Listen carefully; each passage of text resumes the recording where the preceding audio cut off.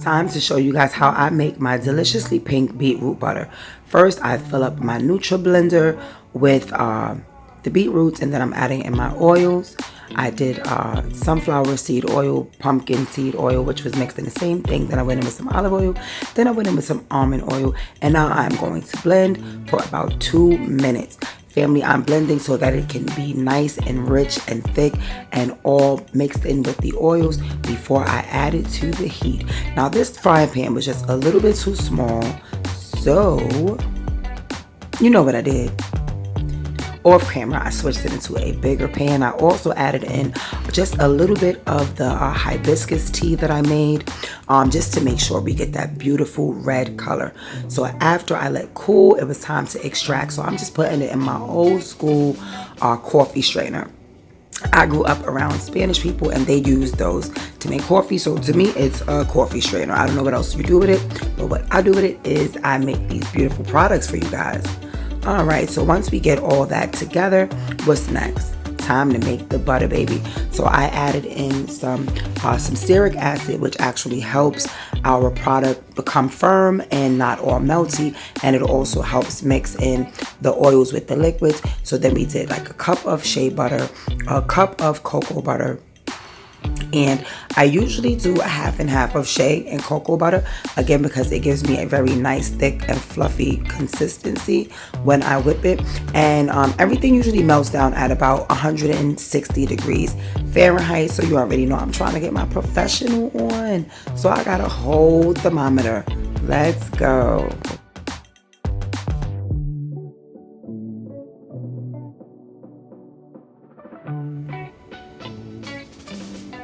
Yep, that's ready. It's all nice and heated up. And now, family, it's time to pour in our beetroot juice.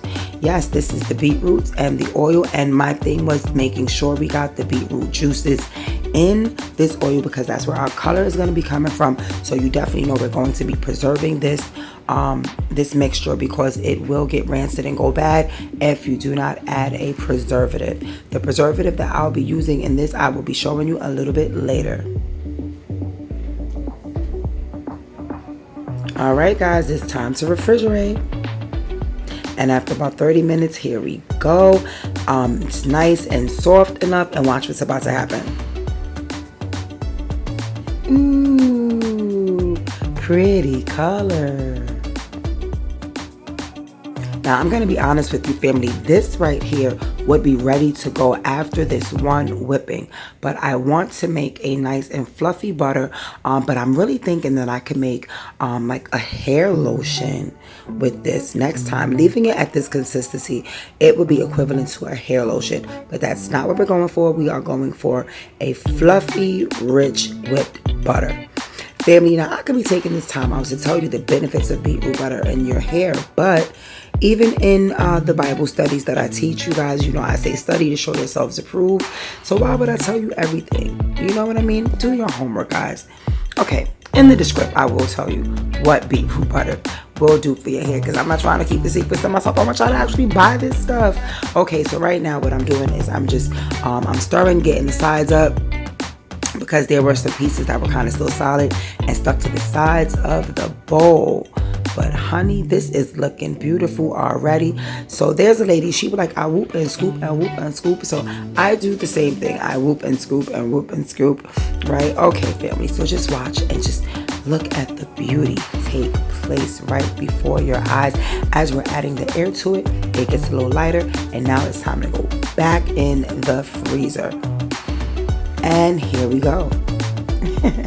Coming straight out of the fridge, not the freezer. It's so much lighter than it was already, but oh no, what did I do? I left it in there a little bit too long. So now I'm going to have to work on it. Sometimes you can actually just put it in a bowl of warm water to kind of loosen it up. But I'm not going to do that. I'm just going to add it in my oils and I'm going to work with it. So first up, I'm putting in some lavender oil. Then I'm putting in some Jamaican black castor oil, which is an amazing humectant. It locks in the moisture in your hair, fortifies your strands, help grows your hair. And then I'm going to add in some Fusion 5 Papa oil. I did share the DIY of the Papa oil. I will probably put that in the description too. I'm always saying I'm going to put stuff in the description. I never remember to do that. So I got to step my game up and make sure I put it in the description. Ooh, look how pretty that was. And now it is time to use the piping bag and pipe it in the jars. I suck at the piping. I'm no good at it. I think I need to watch some DIYs on here on YouTube and try to figure out how to do some pretty piping. And you know what? I'm just gonna have fun with it, family. And so listen, guys, these are ready for purchase on PayPal for just $23.24 plus tax. $23.24 in celebration of all of you parents that's going to be spending all your money on buying your kids school supplies. So I'm giving you the nicest sale that I could possibly do.